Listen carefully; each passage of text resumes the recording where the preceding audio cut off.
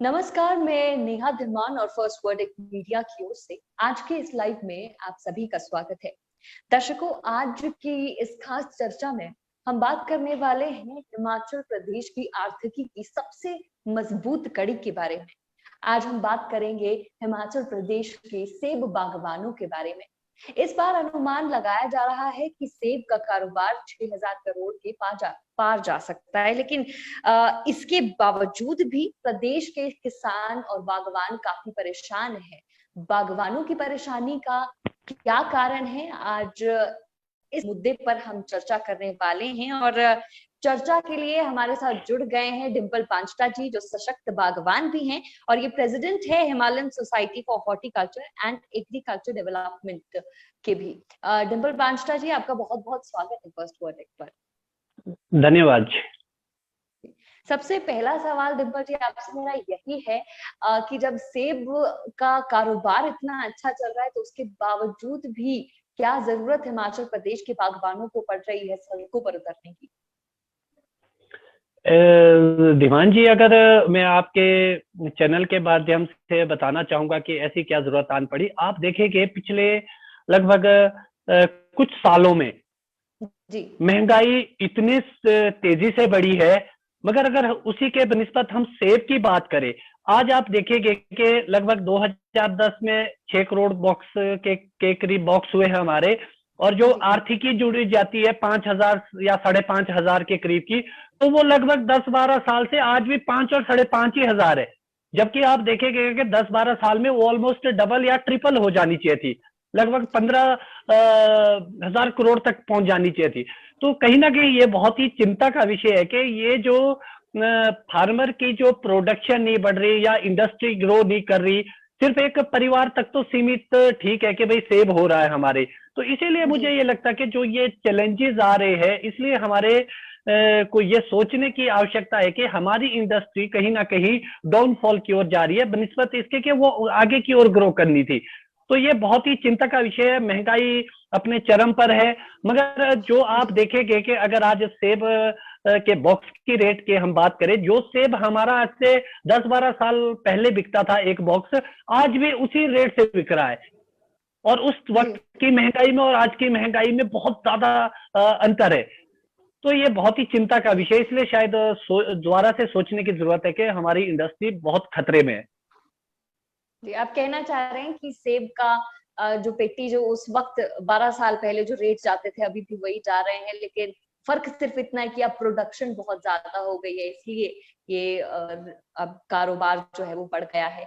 Challenges की आपने बात कही कि बागवानों के सामने कई तरह के चैलेंजेस जो हैं आ रहे हैं। आपसे जानना चाहेंगे कि आप प्रदेश की बाकी जनता को भी बताएं कि बागवानों के पास जो चैलेंजेस है इस वक्त जो उनके सामने आ रहे हैं वो क्या क्या है?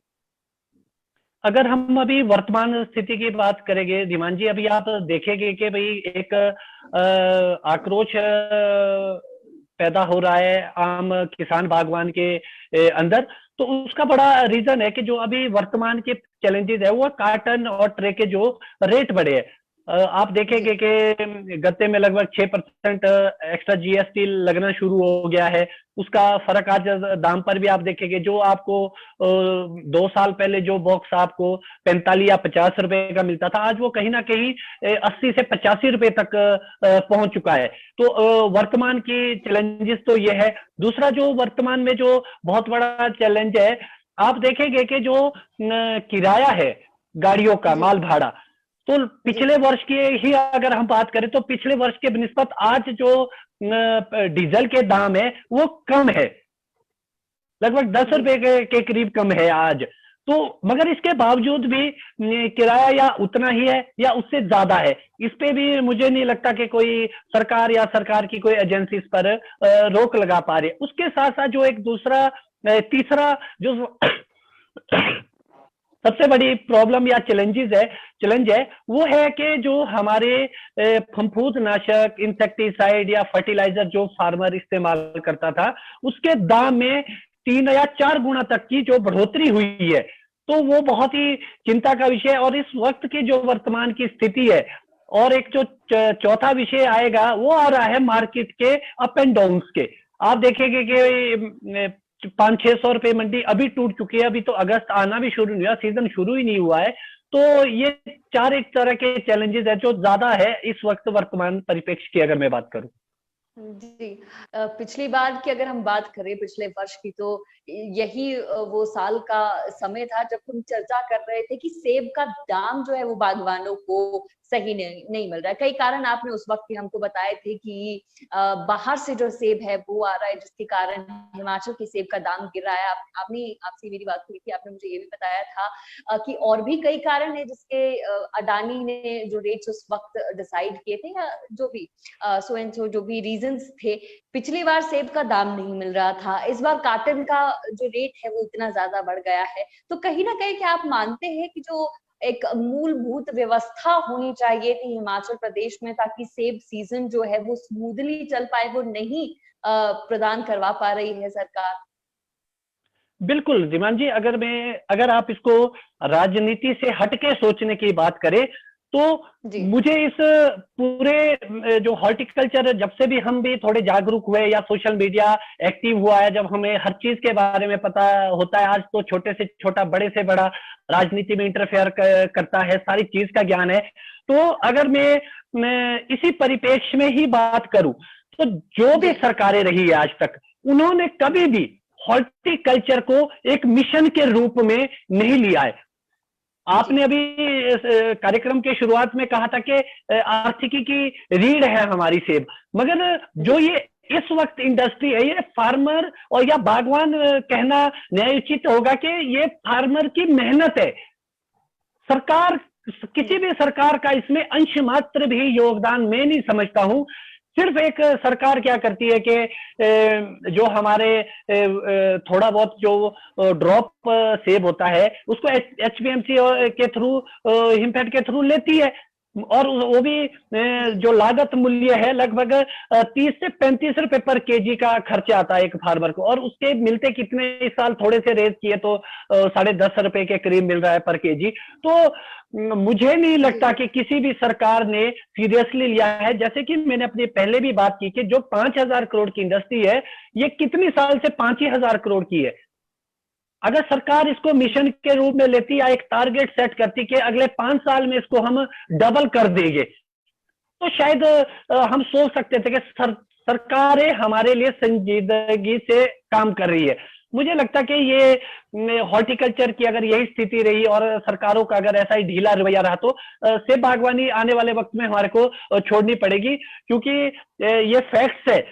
आपके चैनल के माध्यम से मैं बताना चाहूंगा, हमारे बुजुर्गों ने पहले अफीम का कारोबार करते थे और बोलते थे कि इससे अच्छा कोई कारोबार नहीं है। धीरे धीरे वक्त बदला और अफीम का कारोबार खत्म हुआ। उसके बाद हम शिमला वाले या अपर शिमला जो जोन है उसको आलू पोटैटो किंग के रूप में जानने लगे, और आप देखेंगे कि बहुत ही जल्द वो आलू भी आज गायब हो चुका है, और आज तो खाने के लिए हमारे को पंजाब से लाना पड़ता है। और मुझे ये लगता है कि जो ये चक्र है, एक जैसे जीवन चक्र होता है, ये भी सब चीजों का चक्र है। मुझे लगता है कि कहीं ना कहीं सेब भी ऐसे ही विलुप्त हो जाएगा और छोड़ देगा आने वाले टाइम में, क्योंकि जब आपका खर्चा बढ़ जाएगा तो बागवान या किसान क्यों उगाएगा उस फसल को। तो मुझे नहीं लगता कि अब आने वाले दौर में अगर ऐसी महंगाई रही और सरकारों की कोई पॉलिसीज बेहतर तरीके से फील्ड पे नहीं आई तो हमारे को, मुझे लगता है कि बागवानी छोड़नी पड़ेगी। जैसा कि आपने अभी कहा कि सेब जो है लुप्त होने वाला है, अभी जो ट्रेंड यहाँ पर देखने को मिल रहा है, पहले तो सिर्फ जो हाइट वाले एरिया थे वहीं पर बागवान सेब लगाते थे, लेकिन अब तो जो लो एरियाज भी हैं, जैसे सोलन में भी कई ऐसे क्षेत्र है जहाँ पर सेब लगाए जा रहे हैं। तो ऐसी स्थिति में जहाँ पर बहुत ज्यादा प्रोडक्शन होगी या पूरे हिमाचल प्रदेश में प्रोडक्शन होगी, तो फिर क्या स्थिति होने वाली है बागवान? मुझे ये लगता है कि जो ये चीजें हैं, ये तभी मैंने आपको बताया कि सरकार का जब तक इसमें अपनी भूमिका अदा नहीं करेगी बेहतर तरीके से। आप देखिए कि धीमान जी के फॉरेन में भी सेब पैदा होता है, और इंडिया के बराबर नहीं, इससे भी कई हजार गुना ज्यादा सेब होता है। छोटी छोटी कंट्रीज है, मगर उसकी जो मैनेजमेंट है, अब बात आती है कि मैनेजमेंट कैसे करनी है। जैसे आपके आज क्या है, सरकारी तंत्र ने क्या छोड़ दिया फार्मर को कि आप अपने हिसाब से बागवानी करो। अगर आप अपने हिसाब से बागवानी कराएंगे तो आप देखेंगे कि राजस्थान से लेकर महाराष्ट्र से लेकर केरल तक आज सेब लग रहा है। आप तो अभी सोलन की बात करें, मैं तो मुझे तो राजस्थान से लेकर महाराष्ट्र तक के फार्मर के फोन आते हैं कि हम सेब लगा रहे हैं, और उन्होंने प्लांटेशन कर भी दी है। तो जो ये सिस्टम है, ये सरकारी सिस्टम से जब हम बाहर आके करते हैं अपनी मनमर्जी से, इसमें क्या होना चाहिए था, जैसे सोलन का एरिया है, जरूरी नहीं सेब ही रह गया है, फ्रूट और भी आते हैं, एक सिलेक्टिव एरियाज वहां के लिए जो वहां जो सूट कर रही है चीज, आप देखेंगे जो बहुत ही लो हाइट्स में फार्मर लगा रहे हैं या बिलासपुर में लगा रहे हैं या पंजाब में लगाने की कोशिश, तो उसका टेस्ट नहीं होगा, और आने वाले टाइम में वो चैलेंजेस लेके आएंगे सब बागवानों के लिए जो सेब ग्रोइंग है। तो मुझे ये लगता है कि अगर सरकार एक ऐसी नीतियां बनाए कि सोलन का एरिया किसी एक कैटेगराइज करके कि यहाँ पर कोई स्टोन फ्रूट लगने के लिए उपयुक्त वातावरण है, या कोई दूसरी जगह पे आप अनार लगा सकते हैं, या कोई भी और तरह की चीजें लगा सकते हैं। क्योंकि अगर हम अपनी मर्जी से लगाना चाहेंगे, क्योंकि आज शायद लोगों के मन में यह कि सेब वालों के पास सेब में शायद ज्यादा पैसा है। अगर मैं आपको आज बताना चाहूंगा कि मुझे नहीं लगता कि सेब में अब ज्यादा पैसा है, क्योंकि जो हमारा खर्चा है अब 10-12 साल में अगर महंगाई के साथ साथ आपके रेट्स इंक्रीज नहीं हुए तो इंडस्ट्री ऐसे ही खत्म हो जाती है। मुझे नहीं लगता आज जो बागवानी रह चुकी है वो सिर्फ कुछ एक जो बड़े ऑर्चर्ड है, ऑर्चर्डिस्ट है, जो 5000 या उससे ऊपर के बॉक्सेस प्रोड्यूस करते हैं, शायद उनके पास ही सेविंग रह चुकी है सेब की। अगर किसी छोटा फार्मर है जिसके 1000-1500 बॉक्स होते हैं, जो स्मॉल एंड मार्जिनल फार्मर आप कह सकते हैं, अगर उनके पास सेकंड सोर्स नहीं है इनकम का, तो मुझे नहीं लगता कि वो अपने परिवार का पालन पोषण अच्छे से कर पाएगा। जी, अभी 28 जुलाई को मुख्यमंत्री की एक बैठक भी है अधिकारियों और बागवानों के साथ, तो मैं आपसे जानना चाहूंगी कि उस बैठक से क्या उम्मीद है? अगर मैं आपके चैनल के माध्यम से बताना चाहूंगा, सबसे पहले जो यहाँ पर आंदोलन रोडू से शुरू हुआ था, तो उसके बाद सरकार ने डीसी महोदय को, डायरेक्टर हॉर्टिकल्चर और सेक्रेटरी हॉर्टिकल्चर को भी रोडू भेजा था।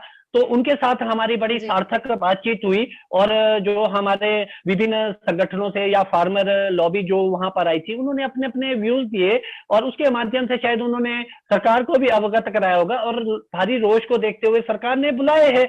मगर मुझे ये लगता है आपके चैनल के माध्यम से, अब आप देखेंगे कि कार्टन और ट्रे के रेट है ऑलमोस्ट 60-70% फार्मर ने तो परचेज कर चुके हैं। अब उसमें अगर कोई रियायत मिलती भी है तो किस रूप में मिलेगी, कैसे इसको मैनेज करेंगे? मुझे नहीं लगता कि ये मैनेज होना अभी है। तभी मैंने आपको बताया कि, और इसमें हमारे फार्मरों की भी थोड़ी गलती है कि वो तब जागते हैं जब चीजें हो जाती है। जबकि ये जो जीएसटी वाली बात है, ये तो पिछले साल ही शायद सितंबर या अक्टूबर में फाइनल हो चुकी थी कि गत्ते पे, रद्दी पे 6% जीएसटी इंक्रीज हो गया है। मुझे नहीं लगता कि कुछ चीजें हमारे को भी समझनी चाहिए कि जो चीजें पहले हो चुकी है, जीएसटी काउंसिल की जब बैठक थी, शायद चंडीगढ़ थी, कहां थी मुझे इतना एग्जैक्ट याद नहीं है, तो ये चीजें तो पहले से प्रायोजित होती है। मुझे ये लगता है कि अभी भी सरकार से मुझे नहीं लगता कि कुछ ज्यादा होगा इसके रिगार्डिंग। हाँ, कुछ ऐसे सुझाव थे जो हमने परसों भी दिए थे, या आपके चैनल के माध्यम से हम फिर से बताना चाहेंगे कि भाई जीएसटी में आप कटौती कर सकते हैं, या उसको जीएसटी के दायरे से जो रद्दी है जो यहाँ इस्तेमाल होती है उसको आप बाहर कर सकते हैं। जो फफूंदनाशक और उस पर आपको जो सब्सिडी का फॉर्मूला सरकार ने लाया है, जो कि पूरी तरह फेल है। लगभग 12.5 बीघा वाले प्रोड्यूस करने वाले फार्मर को सिर्फ 4000 से 4500 रुपए सब्सिडी के रूप में दे रही है, तो ऊंट के मुंह में वो जीरे वाली बात है। तो एक जो खर्चा है, हमने उस दिन भी बात करी कि सरकार के पास और सरकारी तंत्र के पास जो डाटा इकट्ठा है अभी, वो फेक डाटा है।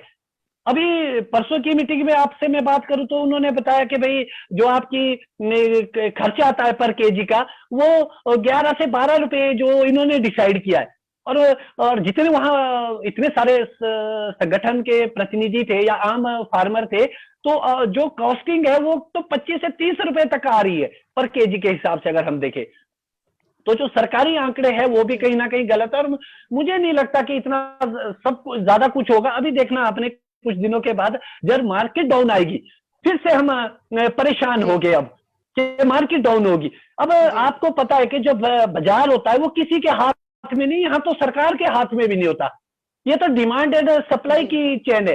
तो इसी चेन को पूरा करने के लिए सरकारी सिस्टम या सरकारी व्यवस्था की अगर हम बात करें वो पर्याप्त नहीं है और जिस रूप में होने चाहिए थे। अब आप खुद सोचो कि लगभग 130 से 150 करोड़ के करीब की हमारी आबादी है।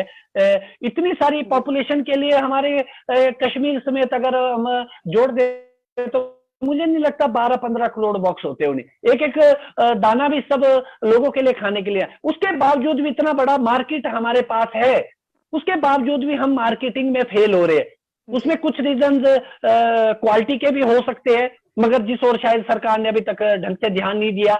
आपके चैनल के माध्यम से मैं बताना चाहूंगा, पिछले दो वर्ष पूर्व में नेपाल गया था, तो हमारे पड़ोसी देश है जहां आप बिना वीजा या पासपोर्ट के आ जा सकते हैं।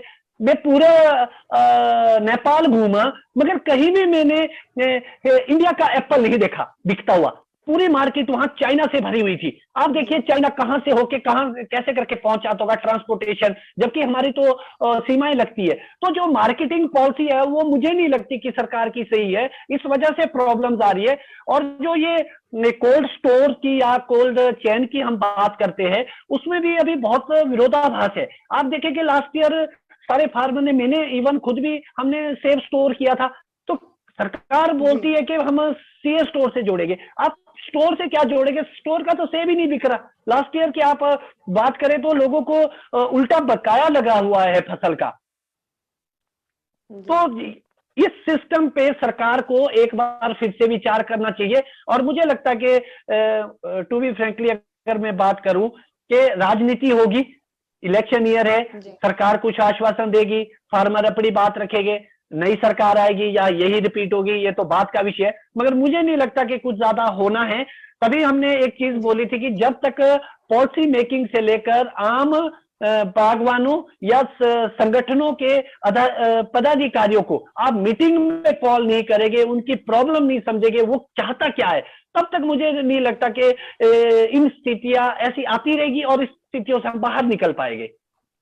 जी, जैसा कि आप बता रहे हैं कई कठिनाइयां हैं इस वक्त हिमाचल प्रदेश के बागबान के सामने और कई मुश्किलें हैं जिनका निवारण सरकार कहीं ना कहीं नहीं कर पा रही है। एक आप एक सशक्त बागवान हैं, काफी लंबे समय से आप जो है सेब के इस कारोबार से जुड़े हुए हैं। आपसे जानना चाहेंगे क्या वो सॉल्यूशंस हो सकते हैं जो सरकार को अपनाने चाहिए या बागवानों को अपने स्तर पर भी अगर कुछ करना पड़े, क्या वो सॉल्यूशंस हो सकते हैं जिससे सेब की जो आर्थिकी है वो और ज्यादा सुदृढ़ हो और हिमाचल प्रदेश का जो सेब है वो उसका और ज्यादा मार्केटिंग हम अच्छे से कर पाए, या जो भी सॉल्यूशंस आप बताना चाहते हैं? आपके चैनल के माध्यम से मैं बताना चाहूंगा सभी श्रोताओं को कि जो कोविड का जब काल आया था, सिर्फ एक एग्रीकल्चर सेक्टर ऐसा था जिसने हमारे देश को बचाया और उसी एग्रीकल्चर इंडस्ट्री को सीरियसली नहीं लिया जाता है।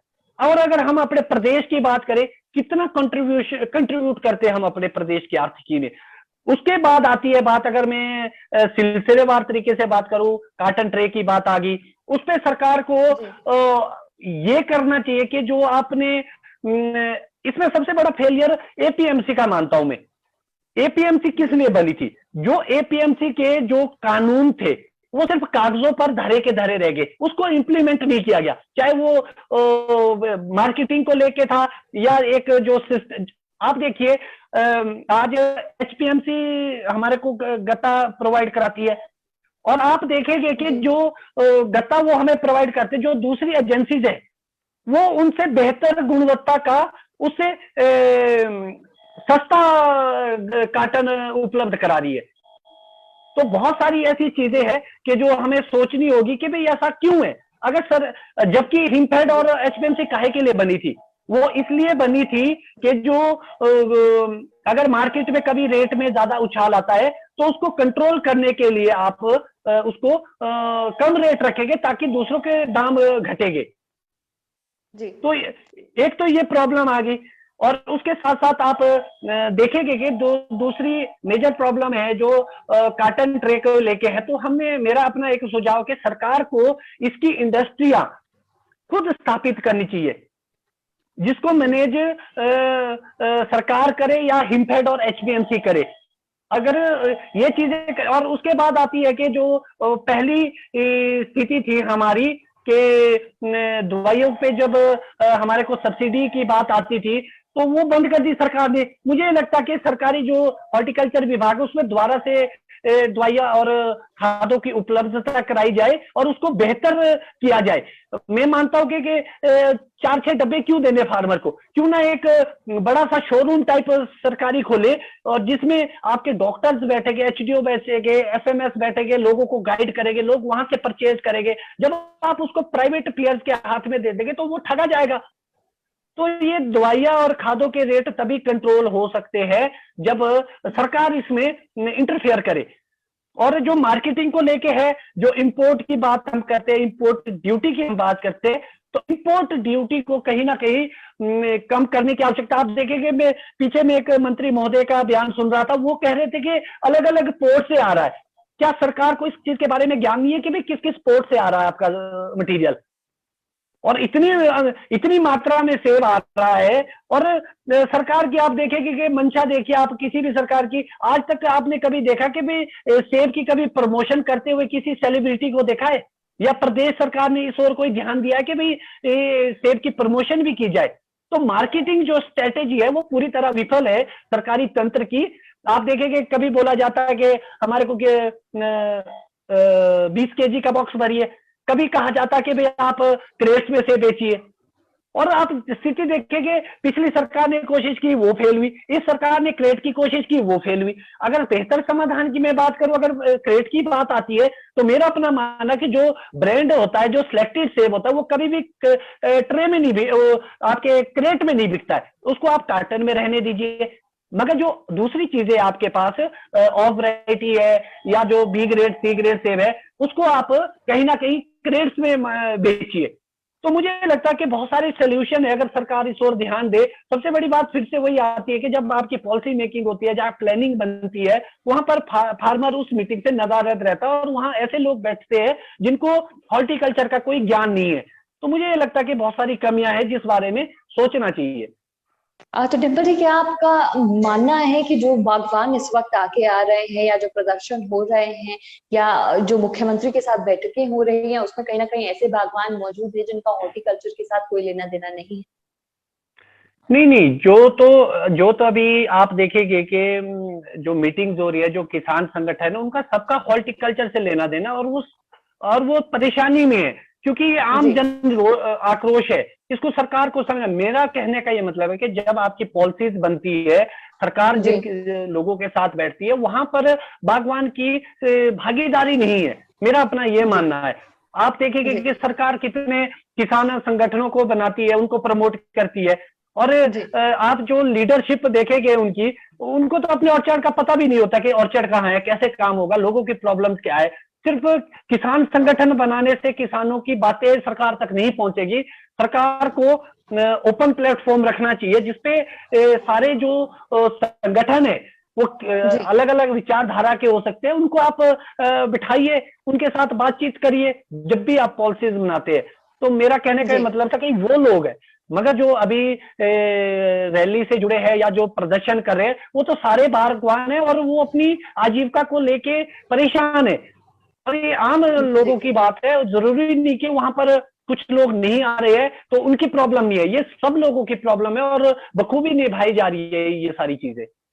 जी जी, डिम्पल जी, बहुत बहुत धन्यवाद, आपने आज हमारे साथ चर्चा की है। अंत में हम चाहेंगे कि फर्स्ट वर्डिक मीडिया के माध्यम से सभी बागवानों को और प्रदेश की सरकार को अगर आप कोई संदेश देना चाहते हैं तो दे सकते हैं। आपके चैनल के माध्यम से मैं बताना चाहूंगा, सबसे पहले तो मैं प्रदेश सरकार को बताना चाहूंगा कि आप हॉर्टिकल्चर को एक टारगेट के रूप में रखें, उसकी डेवलपमेंट के लिए पॉलिसीज बनाएं और फार्मर के साथ बैठ के पॉलिसीज बनाएं। लॉन्ग टर्म पॉलिसीज होनी चाहिए। क्योंकि सरकार के पास एम्प्लॉयमेंट नहीं है, अगर आप लोगों का लोकल एम्प्लॉयमेंट खत्म कर देंगे तो फार्मर कहां जाएगा और वो अपना परिवार कैसे पालेगा? ये तो सरकार को भी सोचना चाहिए कि जो आपकी बर्डन है रोजगार का, उसको आप ऐसे कम कर सकते हैं कि जो जहां पर एस्टेब्लिश है, जो जिसकी इंडस्ट्री है, उसको ग्रो अप के लिए मौका दिया जाए ताकि वो नौकरी की ओर जाए ही ना। और उसके बाद जो मैं फार्मर से बात करना चाहूंगा, तो मैं फार्मर को आपके माध्यम से बताना चाहूंगा, अपनी मांगों को लेके और अपनी चीजों को लेके राजनीति को दरकिनार रख के एक स्ट्रांगली किसी भी सरकार के पास हमेशा खड़े रहे अपने हकों के लिए। और जो ये चेंज आ रहा है, इसमें हमारे को सरकार और लोगों की एक भागीदारी होनी चाहिए। जो ग्लोबल वार्मिंग की प्रॉब्लम आ रही है, उस और हमें ध्यान देने की आवश्यकता है।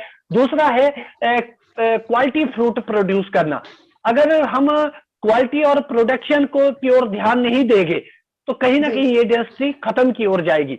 तो आपके चैनल के माध्यम से मैं दोनों पक्ष की ओर से ये बात जरूर करना चाहूंगा, सरकार को भी सीरियसली लेना चाहिए और लोगों को भी हॉर्टिकल्चर सीरियसली लेना चाहिए, अदरवाइज मुझे लगता है कि इंडस्ट्री खत्म हो जाएगी। जी, बहुत बहुत धन्यवाद आपका डिम्पल जी। उम्मीद है कि सरकार और बागवान दोनों ही आपकी बात को सुनेंगे। बहुत बहुत धन्यवाद आपका। Thank you so much. Thank you.